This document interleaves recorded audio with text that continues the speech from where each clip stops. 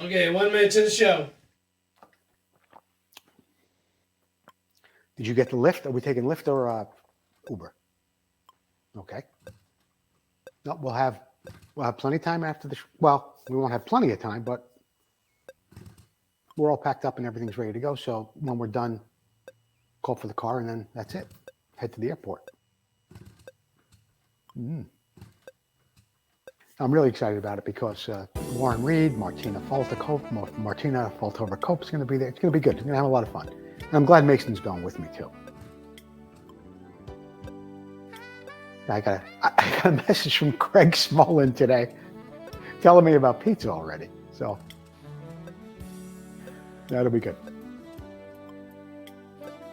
So we'll be there tomorrow morning, like 5:30, 6 o'clock. Okay. No, just have the, a random share giveaway. We're going to do stickers tonight, and that's it. Okay? But sit over here where I can see you. Over here. I like when you're over here better. So we're going to start.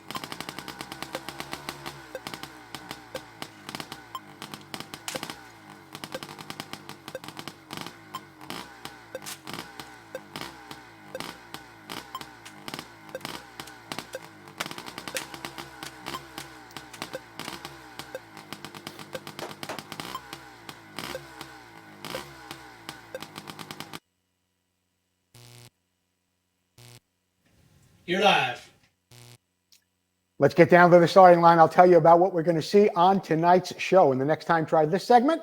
We've got a great way to keep the grips attached to your handlebars in the Moto Showcase, a 1975 KX400. It's going to blow your hair back. And here's the problem. We've got some questions. What's it worth? We've got three bikes in the What's It Worth segment tonight. Just how I see it. This weekend, in fact, you may have just heard me talking about it to Susie just a moment ago. This weekend is the York Swap Meet. This is the moment we've all been waiting for out in York, Pennsylvania. I want to thank Bill Nazelrod and Mike Slate. I think this will be the biggest swap meet, the biggest York event so far. They are sold out. 375 vendors are all sold out. All the vendor booths are sold out. Also, more and more people, I think, are getting out there after this post-COVID thing, getting out there to spend more time at things like swap meets. Also, the eBay thing and what's the word? Marketplace on Facebook.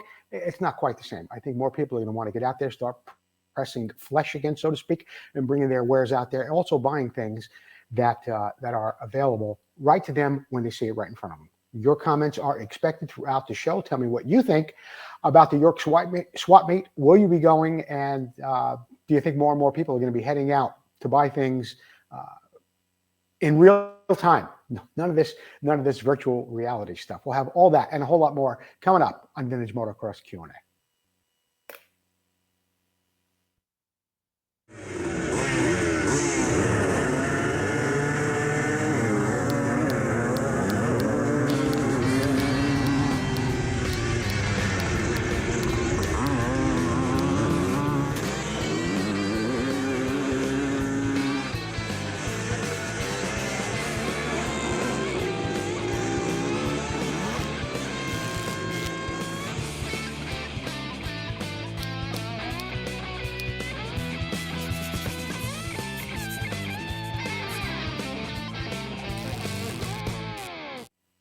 Good evening, everyone. I'm Joe Abate. You're watching Vintage Motocross Q&A. It is January 18th. Thank you for joining me. Thank you, Jordan, Chelsea, and Susie for helping me put the show together. And yeah, I'm really excited. Just in a little while, we're going to be out the door, San Francisco Airport. We'll be flying all night, and we'll be in beautiful Newark tomorrow morning for the York Swap Meet coming up this weekend. But right now, don't forget, keep sharing the show, whether you're on Facebook or you're on YouTube. And the great folks at VINTCO have once again supplied us with this beautiful sticker sheet, okay? So you keep sharing the show. We will announce the winner on the Facebook page tomorrow. If you are on YouTube, comment Motion Pro. Thank you, VINTCO, for sending us those stickers again. Don't forget our YouTube page. It's going really, really well. You'll be able to listen to all the shows that we've done over the past 3 years, including all of our interviews, and there's over 60 of those. Subscribe to our YouTube channel. You'll get a little alert just like this. Tells you when we're live. You won't miss 1 minute of Vintage Motocross Q&A. The pros, the experts, people on top of their game. How are they watching the show? They're commenting from their phone while they're watching it on their big screen TV. Watching it on the big screen TV, commenting through the phone. It's a great way to watch Vintage Motocross Q&A. As always, I want to thank all of our sponsors, Motion Pro, VINTCO, Racer X, Preston Petty Products, Northwest Mako CZ, Full Circle Racing, and the International Motocross Museum.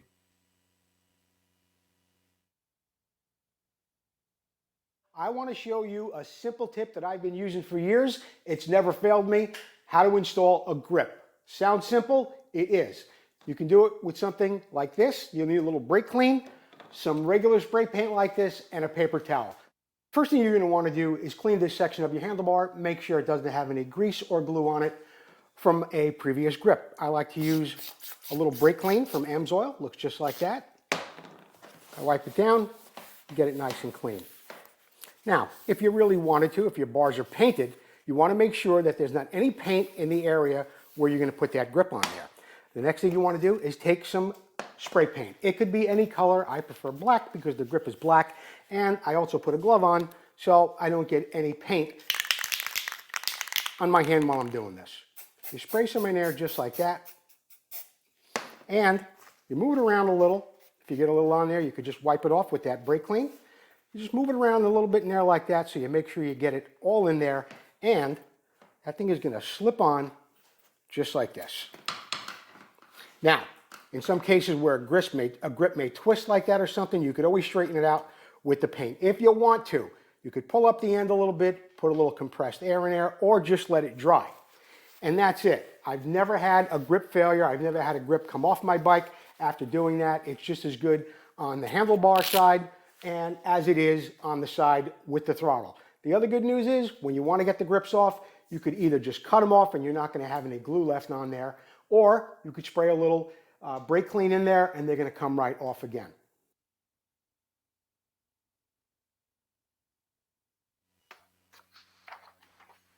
Yeah, that was an old tip, but I thought it was worth sharing with you. VINTCO special this week is the Kawasaki KX500 85 through 2004 connecting rod kit. This comes with a heavy-duty forged steel connecting rod, one crank pin, a big end bearing, 2 thrust washers, everything you need to get your KX500 back on the trail again. That's from 1985 to 2004, just $129.95 this week from VINTCO. Keep the ride going. In the Moto Showcase tonight, we take a look at a 1975 Kawasaki KX400. This bike popped up on Facebook just the other day, and I had to actually, I sent a message to Kenny Ives Jr. complimenting him on what a beautiful job he had done on the bike. And when we started to chat back and forth, I asked him if we could use it on this week's Moto Showcase. He was very, very happy about that. And yeah, sent me some pictures. So Jordan's going to go through the slides while I read to you a little bit about Kenny Ives' KX400. More than 80% of the parts are NOS or new used on this bike. The engine has a new Weisco piston kit.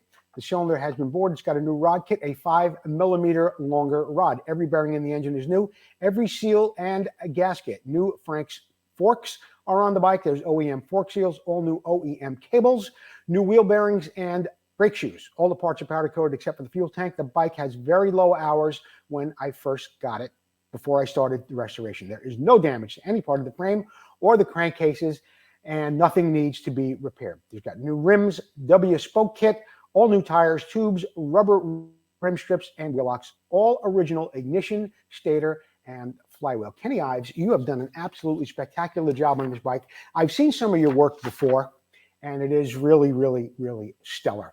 I happen to be a big fan of the Kawasaki's, especially the 75 KX 400s and 250s. Yeah, did a great job. And I would like to send you a cup like this, compliments of Preston Petty Products and Vintage Motocross Q&A, Kenny Ives Jr.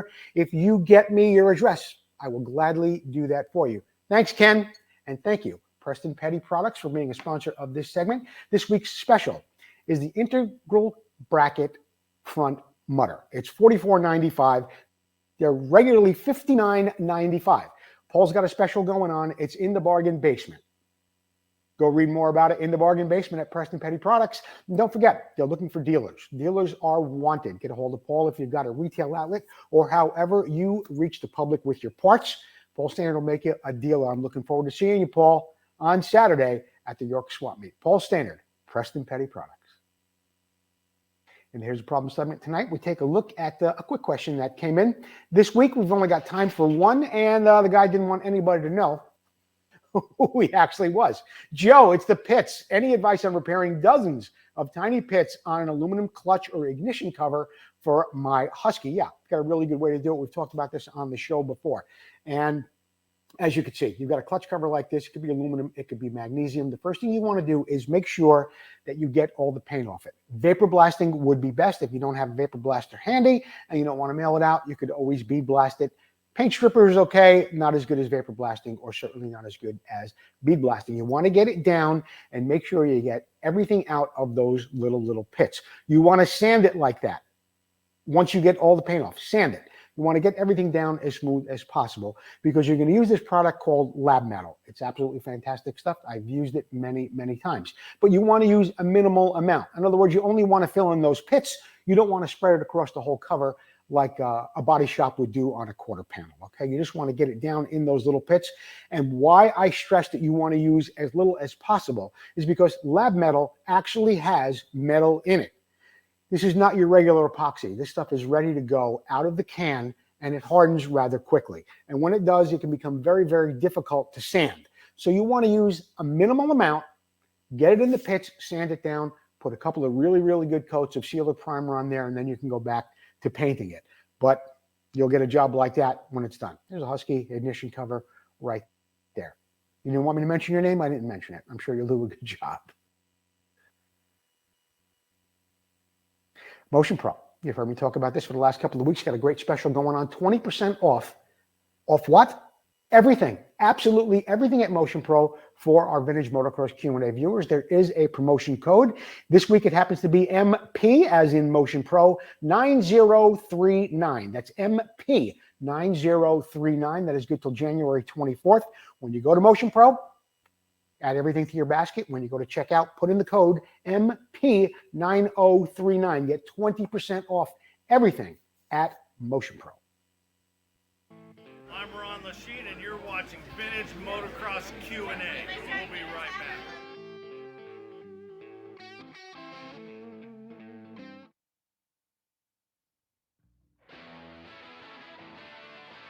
Hi, I'm Sean Gager. We're here with Altus Motorsports. I'm Kevin Almeida's mechanic, bike number 16. We wanted to kind of show off the Motion Pro wrenches and all kinds of different tools that Motion Pro makes. You know, getting the job done, saving time is crucial, especially, you know, qualifying, trying to do a clutch change or anything like that. These speed wrenches are absolutely great to have. They make our lives absolutely way easier. Every single mechanic on the crew has many, many things in their toolbox, and we are very, very happy to have them on board.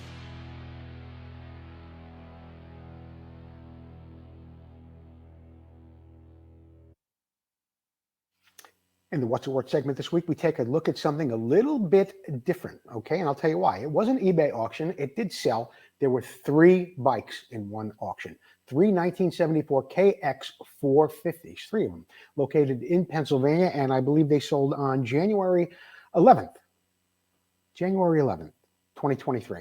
I'll read to you the description. Jordan's going to go through the slides. There are 3 bikes here, 6 slides. Take a look at each one of them. 74 KX450 Vintage MX projects. There are 3 bikes here, plus 6 extra frames and 5 swing arms and an extra fuel tank. There are no titles available with the bikes. Between the 3 bikes, there are enough to build one good one and have plenty of parts left over for spares. Our one engine turns over, but does not have a piston in it. It will require parts to make it a complete engine. One frame appears to be unmolested. One fuel tank appears to be very, very solid. Most wheels appear to be okay. The forks have some minor pitting and so on. These are parts and project bikes. They do have some issues. I don't know the history of any of the bikes. I want to sell everything. I will not part any of it out. And you will pay the actual fee for the auction, and then you have to pick up the bike. I do not have any additional KX450 parts available. I was looking closely at this, and there is certainly enough parts to build one complete bike and have oodles of parts left over, or parts that are very, very valuable in the open market. What do you think 3 1974 KX450 parts bikes sold for? 3 of them. $3,000? $3,500? That's what I think they'd be worth. Jordan, what did they sell for? $1,125. You heard that right. $1,125 for 3 1974 KX450s. Somebody got a great deal, boy. I mean, the pipes, the heads, the seat bases, there's several $1,000s worth of parts there for sure. After you get done rebuilding or restoring one of those bikes. First year, KX450. Full Circle Racing. Got a great special still going on. Powder coating your hubs for just $50 a piece, $10 more than the backing plates as well. Comes in satin black or a satin finish. They've also got CZ brake plates up there, just $169 if you don't want the logo on it, but I'd get the one with the logo. $179 even. Get a hold of Tom McAllister at Full Circle Racing. Thank you, Tom McAllister, for what you do for us here at the show and all you do for vintage motocross throughout the Northwest. Did you know about Can-Am? Well, yeah, we're running a big Can-Am campaign here in the very, very near future. But Can-Am got its start up in Canada. I'm going to read to you a little bit about this, and then we're going to talk a little bit about Can-Am after I get done reading this. But did you know, with the work of bike designer Gary Robeson, skilled draftsman Bob Fisher, and the engineering manager Camille Picard, Bombardier had secured the skills of one of motorcycle's leading engineers, and they got Jeff Smith behind it, a 2-time world champion, to start promoting this bike. Their bike were designed from scratch, and they took an idea from Bultaco. Great little picture there of Jeff Smith. They got their idea from Bultaco and sort of CZ too, that they would make one frame and then use different engines in that one frame, the 125, the 175, and the 250. They also had a really, really great idea with the forks. I don't know if you know this, but they had bearings in that steering stem that were concentric, and you could turn them and actually change the rake of the forks in that bike. It really, really helped when guys wanted to use them for short track or when guys wanted to take them on trail rides. It was really innovative, and it was something that was a great little option. Well, it wasn't an option. It came standard on the bike, and that was their creative steering head angle. In 1983, Can-Am sought another string in its bow when it came to racing, and they built this, a 250cc road race bike. Very, very interesting. They used 2 125cc Rotax engines that were conjoined at the crankshaft, and the bike featured a bespoke frame and an aluminum swing arm. Kind of took an idea, I think, from Yankee, who also put 2 engines together at one time to build a 2-cylinder bike. Can-Am's racing was very, very successful after that first year, and they had 3 guys right in a row, Gary Jones, Marty Tripes, and Jimmy Ellis in the 250 class. Jones, of course, a multi-time national champion, but gave Can-Am their first national championship. Can-Am was brought to life in 1972, and they designed bikes for not only motocross, road racing, but they did some beautiful job on some of their enduro bikes as well, and they held some really, really great records in that area as well. Another thing they do up there at Can-Am is they really are all about equal opportunity, and they have an international female ride day there every year. Yearly, on the first Saturday of May, Can-Am participates in an annual International Female Ride Day, and they help celebrate the importance of women in their company. And it is a big one. Bombardier is a huge company. And yeah, they've created that day especially for women to ride bikes. And yeah, they've broken a lot of barriers there. Got a lot of females in the company, and it's just a great way to celebrate women in motocross or in motorcycling up there. And I am really looking forward to going up there come August. I'll be up there for 4 days in Ontario, Canada. They've got the 50-year celebration of Can-Am. I will be your MC for 4 days. That's coming up in, I think we got the slide here, Jordan, don't we? Yeah, there it is. Can-Am's 50th anniversary. That is coming up August 17th, 18th, 19th, and 20th. I caution everyone, if you are coming from the States over to Ontario, you're going to have to get your bikes over the border. Do a little research on that. This way you don't have any problem at the last minute. it will be a big event. And Marty Tripes will be there, Gary Jones, Jimmy Ellis. I understand Dennis Mahan will be there, and anybody who had anything to do with Can-Am, including Jeff Smith. I'm looking to hear more from the guy in charge there, John Lake. I'll be seeing John Lake this weekend at the York Swap Meet. He's going to have a booth set up there with some Can-Am posters, more about the event. I do believe there's been a change of venue. It's going to be in a place called Gopher Dunes now. I don't know what Gopher Dunes exactly is, but it's still in Ontario, Canada. And they're asking me to ride in a race. Somebody said they got a Can-Am ready for me up there. So, yeah, I may be coming out of retirement and putting down that microphone and getting on a bike up there in Ontario at Gopher Dunes, August 17th, 18th, 19th, and 20th. Looking forward to seeing you there, John Lake, this weekend at York. We're going to take a commercial break. When we come back, we're just going to come back because I'm not going to do the random share giveaway winner today. We're going to be announcing it on the page tomorrow. So we'll take a commercial break. We'll be right back.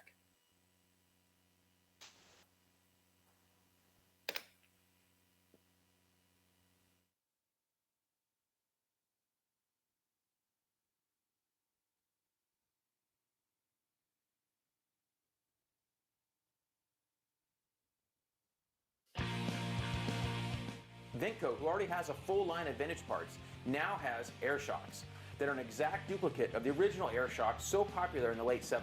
So whether you're looking to build a full racer or museum showpiece, these shocks will give you that incredible 70s look and improve your bike's performance. These new air shocks are fully rebuildable with VINTCO rebuild kits, and all shocks are hand assembled in the USA with all new components. Every component is brand new. Just like the originals, our air shocks are adjustable with 2 chambers, high and low pressure, giving you tremendous flexibility for settings of your bike suspension. The VINTCO air shocks come fully assembled and ready for installation. Just add air or nitrogen. The kits include the manual and spacers.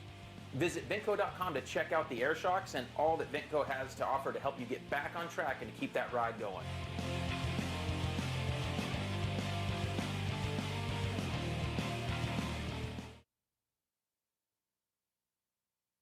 But keep sharing the show. We're going to give away a sticker sheet like this, except we're not going to announce it tonight. We are going to announce it on the page on Thursday.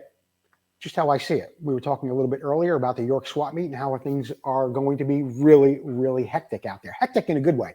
Over 375 vendor booths have been sold out. There is still room in the bike corral if you want to put a bike in the show. Warren Reed will be there. Martina Faltova Cope will be there autographing the book, The Stolen Title. I'm looking forward to seeing Martina there. And Barry Higgins. Higgins will be there as well. I will be there selling vintage motocross Q&A t-shirts. I'll be making videos. I'll be doing some live coverage for the show here. So stay tuned on Saturday afternoon. And I've also done something else that kind of matters into my own hands a little bit. But I did ask Mike Slate and Bill Nazarod about it. I had some awards made, special awards.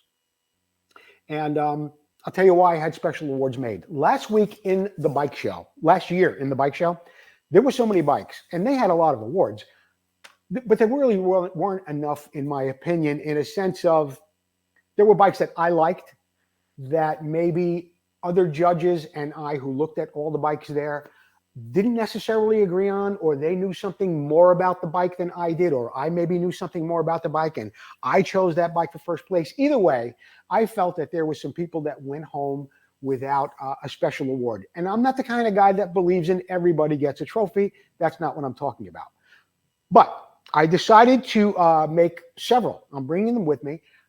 Several awards, preservation of motorcycle history, and I will be giving them out Joe's Choice at York Swap Meet this Saturday, or this Sunday. I'm sorry. Saturday night is the banquet that I have to speak and say some profound things at, and I better get to work on that as well. See you this weekend at the Potomac Vintage Riders Banquet and the York Swap Meet. Your comments are still welcome. You think it's going to get bigger? I'll tell you what. I'm going to report back on the next show when I speak to Bill Nazarod, where they were a little off last year, not on vendors, but they were a little off on people coming through the door, just by a touch.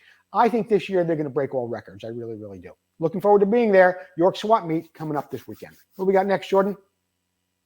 Oh, This Week in Motocross History is brought to you by Racer X Magazine. Maybe I'll come up with a new copy of this because I've been showing the same one for about the past year now. Racer X Magazine, available on your newsstand and online right now. Thank you, Davey Coombs and Scott Wallenberg, for all you do. 1989, RJ goes to JT. Of course, I'm speaking about Ricky Johnson.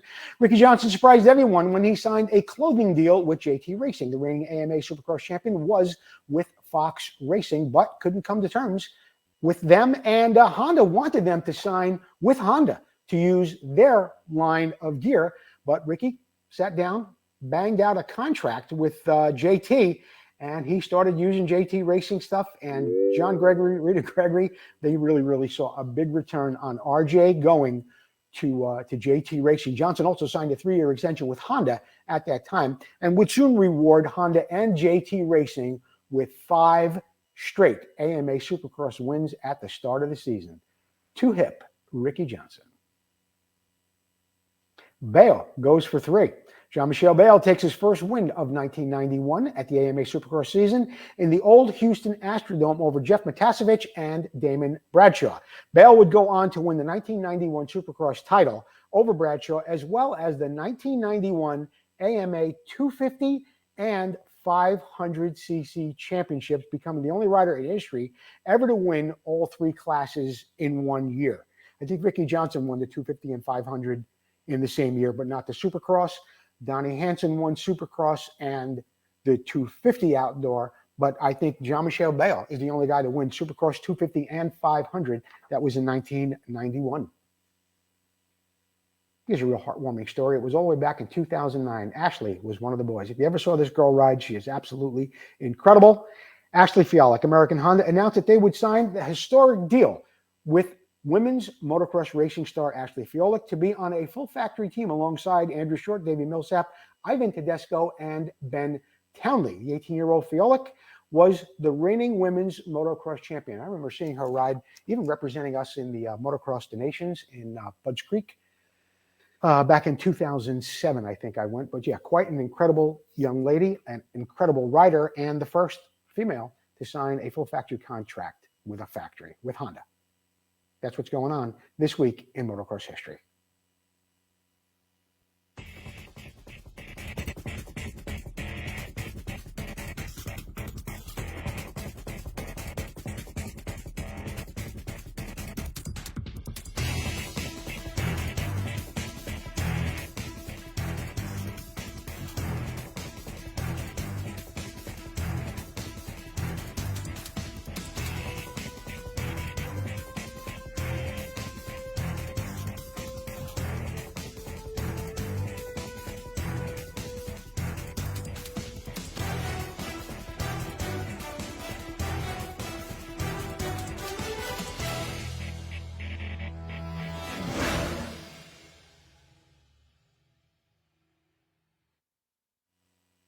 International Motocross Museum, things are still going really well. They're raising some money. Things are happening there, but there's still a way that you can be involved in the International Motocross Museum. A great way to support that cause. They've got some swag for sale on their website. You can go to www.internationalmotocrossmuseum.org, or they're selling things on eBay as well. Of course, they're all over Facebook. They got posters like this. This Roger DeCosta poster comes on a really thick quality paper. They've got pictures of posters of the bikes like this Roger bike right here. Also, they got a Marty Smith poster. They've got, of course, the Bob Hanna poster and so much more. They've got hats, T-shirts.